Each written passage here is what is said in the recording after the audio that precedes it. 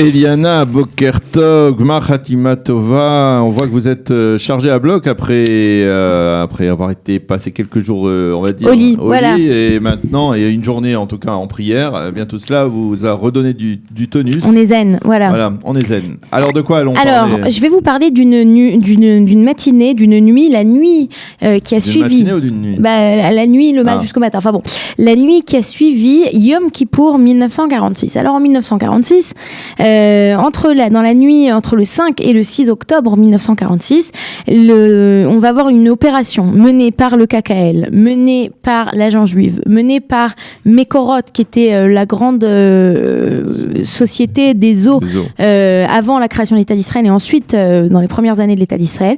Et elles vont faire un travail pour créer en une nuit 11 nouveaux moshavim, 11 nouvelles localités. Donc on appelle cette nuit la nuit des Achadesra Nekudot, des 11 points. Alors pourquoi c'est important de parler de ça ? Alors je ne sais pas si vous vous souvenez, mais on a une première proposition de partition d'Eretz Israël qui s'appelle The Morrison-Grady Plan, qui est un premier qui a été annoncé le 31 juillet 1946, donc on est vraiment 2 mois avant la date de Kippour. Et dans cette proposition, qu'est-ce qu'on propose ? Eh bien, on propose un État d'Israël qui est sans le Negev. Oui. Pourquoi ? Parce que le Negev n'est pas habité et donc on dit pourquoi est-ce que les Juifs ont besoin ? Donc imaginez-vous un État juif qui serait en fait un État avec un tout petit peu de Galilée, le doigt du Merkaz, voilà, le Merkaz. Ensuite on descend et puis là on a la bande de Gaza qui commence à gauche, donc qui ne sera pas juive.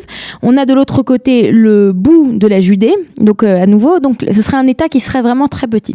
Et en plus à cette période, il faut savoir qu'en Eretz Israël, le gouvernement est un gouvernement provisoire, puisque la majorité des personnalités qui sont à la tête de l'agent juif, donc Ben Gurion, etc., ne sont pas présents en Eretz Israël à ce moment-là. Ils sont un peu à droite, à gauche. Et donc à ce moment-là, c'est Zalman Shazar. Il n'y a pas de gouvernement. On peut voir les gouvernements. Non, parce que c'est pas le gouvernement. Non, c'est pas le gouvernement, mais on a, le conseil du vieux Yishuv. Et dans ce conseil du vieux Yishuv, en général, c'est Ben Gurion qui est à la tête. Et cette fois-ci, ce ne sera pas Ben Gurion qui va prendre ces décisions, mais les personnes qui vont prendre les décisions, ce sera Zalman Shazar, le Rav Meir Bar-Ilan et Lévi Eshkol. Et donc je vous rappelle que Lévi Eshkol, si on parle de Mekorot, Lévi Eshkol, c'est lui qui a créé toute la société Mekorot pour l'eau. Donc c'est lui vraiment qui va faire ce travail. Et donc les trois décident le soir de Yom Kippour, donc après Kippour, à la fin de Kippour, alors qu'entre guillemets tous les soldats britanniques sont endormis, puisque étant donné que c'était une journée de fête, eh bien ils vont avoir des permissions. On va profiter de ce moment de répit pour construire 11 nouvelles localités. Alors ces 11 nouvelles localités, imaginez-vous si vous deviez faire un espèce de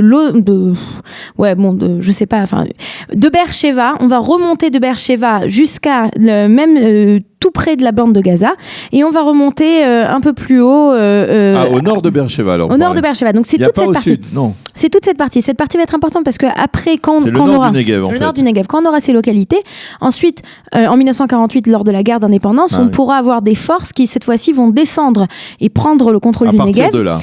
C'est l'opération Shimshon, si je me trompe pas, et prendre le contrôle entre autres d'Elat en 49. Et donc ces 11 localités dans le Negev, je vais vous les dire. Il y a Be'eri, Galon, Hatzerim, Kedma, Kfar Darom, Mishmar HaNegev, Nevatim, Nirim, Shuval, Tkuma et Urim. Donc j'imagine que Kfar Darom, vous y étiez il n'y a pas longtemps. Non, Kfar Darom, c'est pas Kfar Darom. Ah oui, Kfar Darom, pardon. Kfar Darom, c'est le premier village qui était dans qui est passé après dans le Gush Katif. Voilà, qui est passé, qui était au départ, localisé dans un endroit qui sera plus tard le Gush Katif, qui va ensuite être délocalisé puis relocalisé. Et donc c'est quand même un travail assez important qui va être fait dans cette nuit, imaginez-vous. Donc on repart à cette idée de Choma ou Migdal, où on considère qu'une localité existe à partir du moment où on a une barrière et une tour. Et donc c'est un travail assez important qui sera fait, qui va être fait donc grâce à toutes ces personnes-là dans la nuit du 5 au 6 octobre, le soir de Yom Kippour, à la sortie de Yom Kippour 1946. Eh bien, merci beaucoup pour nous avoir raconté cette partie d'histoire qui n'est pas obligatoirement connue, mais il faut le préciser. Merci beaucoup, Eliana. Vous aimez l'histoire juive ? Retrouvez Eliana Gurfinkel dans Un jour notre histoire sur Studio Kalita, c'est tous les matins, pour découvrir ensemble les événements et les personnages qui ont fait notre histoire.